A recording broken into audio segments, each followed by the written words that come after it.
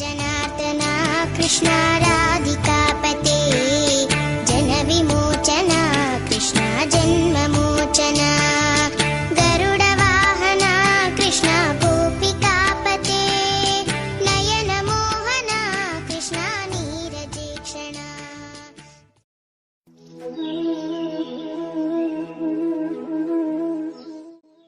நகுஷனின் மகன் யயாதி நன்முறையில் நாட்டை ஆண்டு வந்தான். அவன் காலத்தில் அசுரர்களுக்கு அரசனாக விருஷபர்வா என்பவன் இருந்தான். அவனுக்கு சர்மிஷ்டை என்ற பெயருடைய அழகிய பெண்ணொருத்தி இருந்தாள். அசுரர்களின் குருவான சுக்ராச்சாரியாருக்கும் பெண்ணொருத்தி இருந்தாள். அவள் பெயர் தேவயானி. சர்மிஷ்டையும் தேவயானியும் இணைபிரியாத தோழிகள். ஒரு நாள் அவ்விருவரும் மற்ற தோழிகள் சிலரை அழைத்து கொண்டு உத்தியாவனம் ஒன்றிற்கு சென்றிருந்தனர். அப்பொழுது இருவரும் ஒரே விதமான ஆடையை அணிந்திருந்தனர்.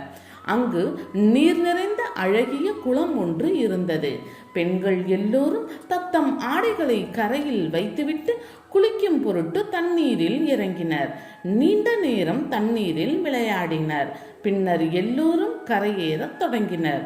முதலில் கரையேறிய சர்மிஷ்டை அவசரத்தில் தன்னுடைய ஆடை என்று கருதி தேவயானியின் ஆடையை அணிந்து கொண்டு விட்டாள். அதை கண்ட தேவயானி கோபம் கொண்டாள். அவள் சர்மிஷ்டையை பார்த்து, தேவர்களும் வணங்கத்தக்க பெருமைக்கு உரியவர் என் தந்தை, அத்துடன் உன் தந்தையின் குரு. அத்தகைய உயர்ந்த குலத்தில் பிறந்த என்னுடைய ஆடையை நீ எவ்வாறு எடுத்து உடுத்தலாம்? யாகத்திற்கு உரிய ஹவிசை நாய் உண்டது போல் இருக்கின்றது உன் செயல் என்று கூறினாள். சர்மிஷ்டைக்கு இந்த வார்த்தைகள் ஆத்திரத்தை உண்டாக்கிவிட்டன. எனவே அவளும் சீற்றத்துடன் பேசத் தொடங்கினாள். என் தந்தையிடம் பிச்சை ஏற்றுத்தான் நீங்கள் வாழ்ந்து கொண்டிருக்கின்றீர்கள். அப்படிப்பட்ட இழி குலத்தில் பிறந்த நீ என்னிடமே ஆணவமாய் பேசுகின்றாய் என்று கத்தினாள். அத்துடன் அவள் குலத்திற்குரிய அசுர செயல் ஒன்றையும் செய்தாள். தேவயானியின் ஆடையை பிடுங்கிக் கொண்டாள். அவளை ஒரு பாழும் கிணற்றில் பிடித்து தள்ளிவிட்டு தன் தோழியரை அழைத்து கொண்டு அரண்மனைக்கு திரும்பிவிட்டாள். அப்பொழுது யயாதி மன்னன் வேட்டைக்காக காட்டிற்கு வந்தான். நீண்ட நேரம் வேட்டையாடி களைப்படைந்திருந்தான். தாகத்தால் வாட்டமுற்று தண்ணீர் கிடைக்குமா என்று பல இடங்களில் அலைந்து திரிந்தான். முடிவில் தேவயானி இருந்த கிணற்றில் வந்து எட்டி பார்த்தான். அந்த கிணற்றில் தேவயானி ஆடையின்றி அழுது கொண்டு நின்றிருந்தாள். அவள் நிலையை கண்ட யயாதி அவள் மேல் இரக்கம் கொண்டான். தன்னுடைய மேலாடையை கொடுத்து அவளை உடுத்தி கொள்ளும்படி செய்தான். பின்னர் தன் கையை கொடுத்து அவளை மேலே தூக்கிவிட்டான். வெளியில் வந்த தேவயானி அவனை ஒரு நாட்டின் மன்னன் என்று தெரிந்து கொண்டாள். அவனும் அவள் சுக்ராச்சாரியாரின் மகள் என்று அவள் மூலமாகவே அறிந்து கொண்டான். அப்பொழுது தேவயானி யயாதியை பார்த்து, அரசே, என் கையை பிடித்து தூக்கியதால் என்னை தாங்களே மணந்து கொள்ள வேண்டும். அத்துடன் என்னை ஆடையின்றி தாங்கள் பார்த்து விட்டதால் நான் வேறொருவரை மணப்பதும் முறையற்றது. தெய்வத்தின் கட்டளையால் தான் நாம் இருவரும் சந்திக்க நேர்ந்தது என்று கூறினாள். அந்தன குலத்தை சேர்ந்த அவளை தான் மணப்பது சரியானது அல்ல என்று யயாதிக்கு தெரிந்திருந்தது. இருப்பினும் தேவயானியின் அழகில் மயக்கம் கொண்ட அவன் விதியின் செயலுக்கு ஆட்பட்டு அவளை மணக்க சம்மதித்தான்.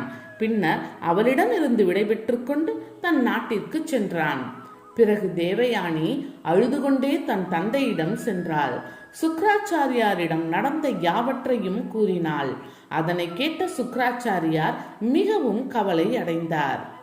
இந்த விருஷபர்வாவின் குருவாக இருப்பது மிகவும் கேவலமானது, அதைவிட பிச்சை எடுப்பதே மேலானது என்று கூறி நாட்டை விட்டு புறப்பட்டு விட்டார்.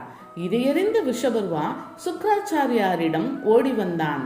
நாட்டை விட்டு போக வேண்டாம் என்று பாதங்களில் விழுந்து வேண்டினான்.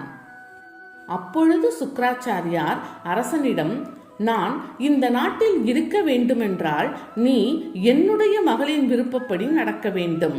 உன் மகள் என் மகளின் பணிப்பெண்ணாக இருக்க வேண்டும். அவள் மனம் செய்து கொண்டு போகும் இடங்களில் எல்லாம் பணிப்பெண்ணாக செல்ல வேண்டும்.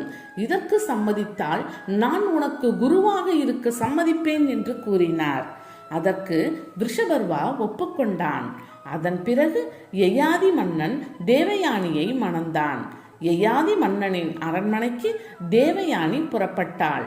அப்பொழுது அவளுடைய பணிப்பெண்ணாக சர்மிஷ்டையும் சென்றாள். செல்லும் பொழுது சுக்ராச்சாரியார் யயாதியிடம் எந்த காரணம் கொண்டும் சர்மிஷ்டையுடன் உறவு வைத்துக் கொள்ளக் கூடாது என்று கட்டளையிட்டார். யயாதியும் ஒப்புக்கொண்டான். தன் அரண்மனைக்கு சென்றான். யயாதியின் அரண்மனையில் தேவயானி இன்பமுடன் வாழ்ந்து வந்தாள். சில காலம் சென்ற பின்னர் தேவயானி கருவுற்று பிள்ளையொன்றை பெற்றெடுத்தாள். பின்னர் எப்பொழுதும் போல் கணவனுடன் வாழ்ந்து வரத் தொடங்கினாள். யயாதியும் தேவயானியும் இன்பமுடன் வாழ்வதை சர்மிஷ்டை கண்டாள். அவளுக்கும் கணவனை அடைந்து இன்பமுடன் வாழ வேண்டும் என்ற எண்ணம் உண்டாயிற்று. தேவயானியை போன்றே தனக்கும் புத்திர பேறு வேண்டும் என்று கருதினாள். இருப்பினும் அரண்மனையை விட்டு வெளியேற முடியாத நிலையில் பணிப்பெண்ணாகவே அங்கு வாழ வேண்டிய கட்டாயம் இருந்தது. நாளுக்கு நாள் அவளுக்கு காம வேட்கை மிகுந்து வந்தது. ஒரு நாள் யயாதி தனிமையில் இருந்த காலத்தில் அவனை சர்மிஷ்டை சந்தித்தாள். அப்பொழுது அவள் ருதுஸ்தானம் செய்த காலம். எனவே அதனை கூறி தன் எண்ணத்தை நிறைவேற்றும்படி வேண்டினாள். ருதுஸ்தானம் முடிந்த காலத்தில் பெண்களின் விருப்பத்தை நிறைவேற்ற வேண்டும் என்பது தர்மம். இருப்பினும் சுக்ராச்சாரியா செய்த எச்சரிக்கையும் ஞாபகம் வந்தது. யயாதி என்ன செய்வது என்று மனம் பேதலித்தான். இரண்டிற்கும் இடையில் ஆட்பட்ட அவன் சற்று நேரம் தயங்கினான். இருப்பினும் பேரழகு வாய்ந்த சர்மிஷ்டை வலிந்து வந்து கெஞ்சும் பொழுது அவன் மனம் இலக ஆரம்பித்தது. அத்துடன் அவளுடைய மோகனம் கலந்த வசீகர புன்னகையால் கவரப்பட்டு மனம் துடிப்புடையவன் ஆனான். உடனே அவள் விருப்பத்தை நிறைவேற்றி வைத்தான். அதன் பின்னர் அவர்கள் ரகசியமாக சந்தித்தார்கள். யயாதிக்கு தேவயானியிடம் யதி, துர்வசு என்ற 2 பிள்ளைகளும், சர்மிஷ்டையிடம் துர்கயன், அணு, பூரு என்ற பிள்ளைகளும் பிறந்தனர். சர்மிஷ்டைக்கு பிறந்த பிள்ளைகளை யாரும் அறியாவண்ணம் அவள் வளர்த்து வந்தாள். சர்மிஷ்டை ஒவ்வொரு முறை கர்ப்பம் தாங்கும் பொழுதும் அதற்கு யார் காரணம் என்று தேவயானி கேட்பது வழக்கம். ஆகாயத்தில் சஞ்சரிக்கும் ஒரு மகிரிஷி மூலம் தான் கர்ப்பம் பெற்றதாக சர்மிஷ்டை பொய்கூறி தப்பித்து வந்தாள். பிள்ளைகள் ஓரளவு வளர்ந்து விளையாடும் பருவம் அடைந்தனர். ஒரு நாள் தற்செயலாய் தேவயானி தன் கணவன் யயாதியே சர்மிஷ்டையின் பிள்ளைகளுக்கு தகப்பன் என்பதை உணர்ந்து கொண்டாள். அவ்வளவுதான், கத்தி கதறினாள், குக்குழலிட்டாள். யயாதி எவ்வளவோ சமாதானம் செய்தான். ஆனால் தேவயானி எதையும் லட்சியம் செய்யாமல் நேரே தன் தந்தையிடம் சென்றாள். தனக்கு யயாதி துரோகம் செய்துவிட்டதாக புலம்பினாள். அவளை சமாதானம் செய்யும் பொருட்டு யயாதியும் அங்கு சென்றான். அவனை கண்டவுடன் தன் கட்டளையை மீறிய அவன் மேல் சுக்ராச்சாரியார் அளவற்ற கோபம் கொண்டார். எனவே அவனை பார்த்து, பெண்ணாசை கொண்டு அலைந்தவனே, நீ கீழத்தன்மையை அடைவாய் என்று சாபமிட்டார். அதை கேட்டு யயாதி மன்னன் நடுநடுங்கி போனான். சுக்ராச்சாரியாரின் காலில் விழுந்து, தேவயானியின் மேல் கொண்ட காமம் இன்னும் தணியாமல் இருக்கின்றது. இன்னும் சில காலம் அதனை அனுபவிக்க விரும்புகின்றேன். என்னை மன்னித்து எனக்கு அருள் செய்யுங்கள் என்று அழுதான். சுக்ராச்சாரியார் அவன் மேல் இரக்கம் கொண்டார். இருப்பினும் தான் கொடுத்த சாபத்தை மாற்றாமல், நீ இன்னும் இன்பம் அனுபவிக்க வேண்டும் என்று விரும்பினால் யாரேனும் இளைஞன் ஒருவனிடம் உன் கிழத்தன்மையை கொடுத்துவிட்டு அவனுடைய இளமையை பெற்றுக்கொள்.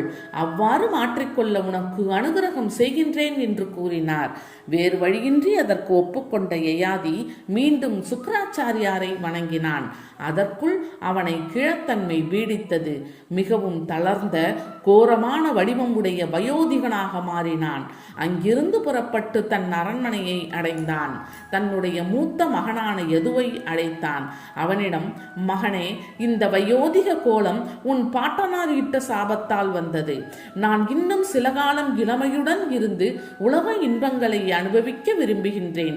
எனவே எனக்கு இந்த கிழத்தன்மையை ஏற்றுக்கொண்டு உன் இளமையை எனக்கு தந்துவிடு. கொஞ்ச காலம் சென்றவுடன் நாம் பழையபடி மாற்றிக்கொள்ளலாம் என்று கூறினான்.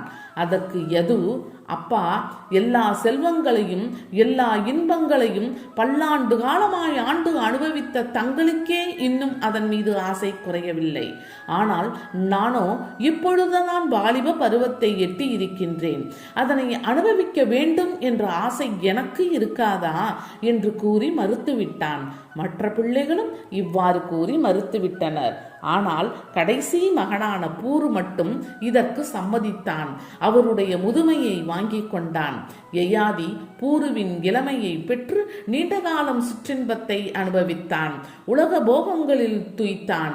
தேவயானியும் சர்மிஷ்டையும் தங்கள் பிரச்சனைகளை மறந்து அவனுடைய மனம் கோணாமல் நடந்து வந்தனர். நாட்கள் செல்ல செல்ல அவனுடைய காம உணர்வுகள் அதிகப்பட்டு கொண்டே வந்தது. நெய்யிட்ட தீ போல் கொழுந்துவிட்டு எரியத் தொடங்கியது. எவ்வளவு அனுபவித்தும் அடங்குவதாய் இல்லை. ஒரு நாள் திடீரென்று அவனுக்கு காமத்தின் மேல் வெறுப்பு உண்டாயிற்று. காம இன்பம் உண்மையானது அல்ல என்பது அவனுக்கு புரிந்தது.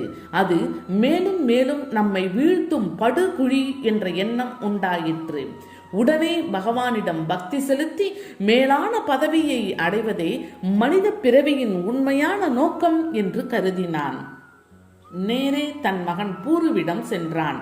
தன்னுடைய முதுமையை அவனிடம் இருந்து பெற்றுக்கொண்டு பழையபடி இளமையை அவனுக்கு தந்தான்.